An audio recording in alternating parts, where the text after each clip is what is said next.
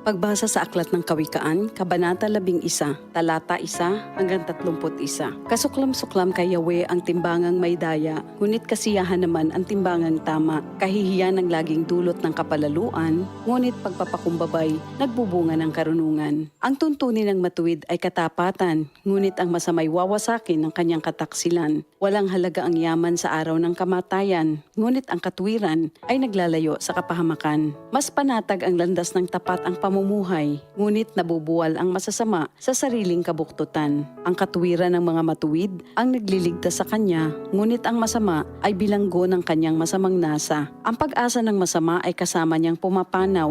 Ang umasa sa kayamanan ay mawawalang kabuluhan. Ang matuwid ay inilalayo sa bagabag, ngunit ang masama ay doon bumabagsak. Ang labi ng walang Diyos sa iba ay mapanira, ngunit ang dunong ng matuwid ay nagliligtas ng kapwa. Kapag ang matuwid ay pinagpapala, ang bayan ay nagagalak, ngunit higit ang katuwaan kapag ang masamay napapahamak. Dahil sa salita ng matuwid, ang bayan ay tumatatag, ngunit sa kasinungalingan ng masama, ang lungsod ay nawawasak. Ang kapos sa kaalaman ay humahamak sa kapwa, ngunit laging tahimik ang taong may unawa. Walang maitatago sa bibig ng madaldal, ngunit ang tunay na kaibigan, iyong mapagkakatiwalaan. Sa kakulangan ng tuntunin ng bansa ay bumabagsak, ngunit sa payo ng nakararami, tagumpay ay tiyak. Ang nananagot para sa iba, sa gusot ay nasasadlak, ngunit ang ayaw gumarantiya ay malayo sa bagabag. Ang babaeng mahinhin ay nag-aani ng karangalan, ngunit ang walang dangal, tambakan ng kahihiyan.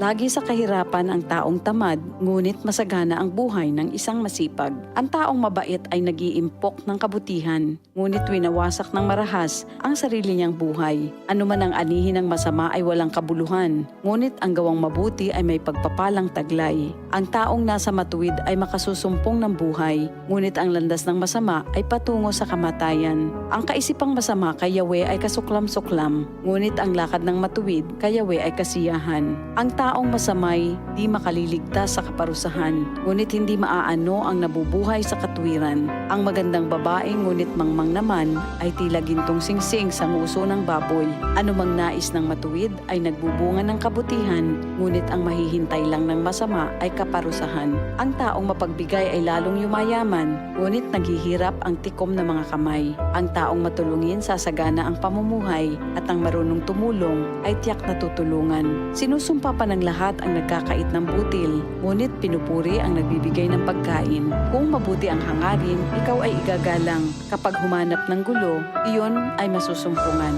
Malalantang tila dahon ang nagtitiwala sa kanyang yaman, ngunit ang matuwid ay giginhawa tulad ng sariwang halaman. Ang nagpupunla ng gulo sa sariling sambahayan, mag-aani ng problema, gugulo ang pamumuhay. Ang taong mangmang at walang nalalaman ay alipin ng matalino habang siya'y nabubuhay. Buhay ang dulot ng matuwid na pamumuhay, at kamatayan naman ang hatid ng karahasan. Ang matuwid ay ginagantimpalaan dito sa lupa, ngunit paparusahan naman ang mga makasalanan at masasama. Ito ang salita ng Diyos.